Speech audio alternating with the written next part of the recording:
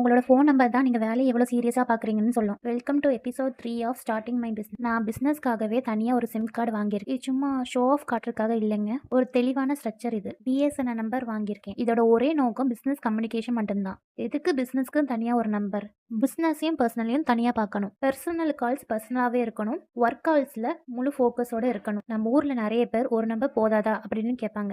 But நிஜத்துல அது பெரிய confusion உண்டாக்கிரும். என்ன ப்ராப்ளம்ஸ் வரும் தெரியுமா? நம்ம நிம்மதியா ரெஸ்ட் எடுக்கும் போது கஸ்டமர் மெசேஜ் வரும். ஒர்க்ல முழுகி இருக்கும் போது வீட்ல இருந்து கால் வரும். இதுல ரிப்ளை டைம் ரொம்ப டிலே ஆகும். நம்மளோட ஃபோக்கஸும் டிஸ்ட்ராக்ட் ஆகும். இதை தான் யோசிச்சு தான் டெலிகாம் கம்பெனிங்க 2 ஸ்லிம் போட ஸ்லாட் கொடுத்துருக்காங்க. பெரிய பெரிய கம்பெனிங்க ஏன் தனித்தனி லைன் வச்சிருக்காங்க தெரியுமா? அப்பதான் ஒர்க்கை கரெக்டா மேனேஜ் பண்ண முடியும். கன்சிஸ்டன்சி இருக்கும். இது பிசினஸ் நம்பர் தான் தெரிஞ்சா கஸ்டமருக்கு நம்ம மேல ஒரு தனி நம்பிக்கை வரும். நிறைய பேர் என்ன நினைக்கிறாங்கன்னா, பிசினஸ்ல நல்லா இன்கம் வந்த பிறகு தனி நம்பர் வாங்கலாம்னு நினைக்காங்க. பட் அது கரெக்ட் கிடையாது. ஒரு புது சிம் கார்டு வாங்குறதுக்கு அப்படி ஒன்றும் பெரிய செலவு ஆக போறது கிடையாது. ஆனா அதை நம்ம கிட்ட எக்ஸ்பெக்ட் பண்ணாத ஒரு சின்ன டிசிப்ளின் கொண்டு வரும். கடைசியா ஒண்ணுங்க, தனி நம்பர் வச்சிருந்தாலே பிசினஸ்ல சேல்ஸ் அள்ளிட்டு வரும்னு சொல்ல முடியாது. ஆனா அது ஒரு ஆர்டர் கொண்டு வரும். அந்த ஆர்டர்னா நம்ம வேலையை ஒழுங்கா செய்ய உதவும். நம்ம எடுக்கக்கூடிய சின்ன சின்ன டிசிஷன் தான் நம்மளோட ஒர்க்கிங் ஸ்டைலையும் மாற்றும். வேலைக்கும் வீட்டுக்கும் நடுவில் ஒரு தெளிவான லைன் இருந்தா நம்ம சீரியஸ்னஸ் மற்றவங்களுக்கு தெரியும்.